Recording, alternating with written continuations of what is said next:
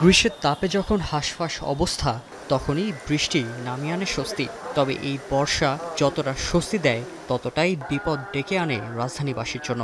রাস্তার পাশে কিংবা বাড়ির ছাদ বাগানের টবে জমে থাকা পানি হয়ে ওঠে এডিস মশার প্রজনন ক্ষেত্র। বর্ষার মৌসুম মানেই রাজধানীতে ডেঙ্গুর দাপট।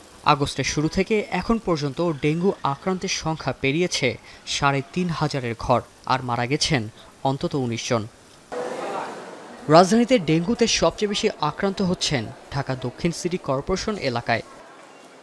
রাজধানীর মুগদা মেডিকেল কলেজ হাসপাতালে গিয়ে দেখা যায় প্রতিদিনই ডেঙ্গু রোগীর ভিড় বাড়ছে। শয্যা সংকটের কারণে অনেককে করিডোরে বা অতিরিক্ত বেডে চিকিৎসা নিতে হচ্ছে। জরুরি বিভাগে আসা অধিকাংশ রোগী দক্ষিণ সিটির বাসিন্দা। তাদের অনেকে জ্বর, শরীরে ব্যথা ও চোখের পেছনের ব্যথার উপসর্গ নিয়ে ভর্তি হচ্ছেন।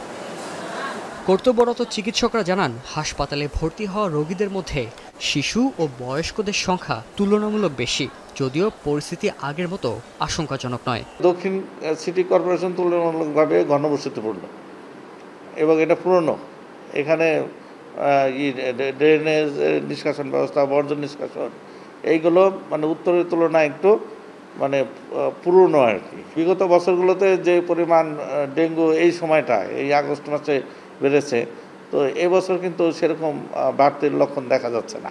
এদিকে এলাকায় সময় মতো মশা নিধনের কার্যক্রম চোখে পড়ে না বলে অভিযোগ রোগীদের। অনেকে বলছেন, পরিষ্কার পরিচ্ছন্নতার কাজ থাকলেও তা পর্যাপ্ত নয়, ফলে মশার প্রজনন স্থল অল্প সময়ই তৈরি হচ্ছে। হাসপাতালে চিকিৎসা পরিবেশ পরিচ্ছন্নতা নিয়েও অভিযোগ রয়েছে তাদের। টাইমলি কোনো নার্সরাও আসে না এবং ডাক্তাররাও এখানে টাইম মতো আসে না, এবং যে পরিমাণ রোগী হ্রাস, সে পরিমাণ ডাক্তার যে আসবে, সময় দিবে 2 ঘন্টা 1 ঘন্টা, সেরকম পাওয়া যায় না। পরিবেশ ক্লিনিং হয় না, একেবারে ময়লা আবর্জনা। বাথরুমের অবস্থা খুবই খারাপ। বাথরুমে মানুষ যারা একবার যাবে দ্বিতীয়বার আর যাওয়ার সাহস পাবে না।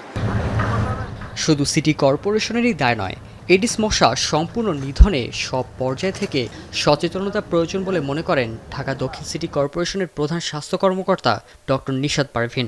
তবে এডিস মশা নিধনের সর্বোচ্চ কার্যক্রম চালানো হচ্ছে বলে জানান তিনি। অগাস্ট মাসে আবার প্রতিটা জোনে একটা করে মনিটরিং টিম করা হয়েছে। ওইটার জোনে যারা কার্যক্রম করছে তাদের বাইরে একটা মনিটরিং টিম করা হয়েছে, যাতে সবাই কাজ করে।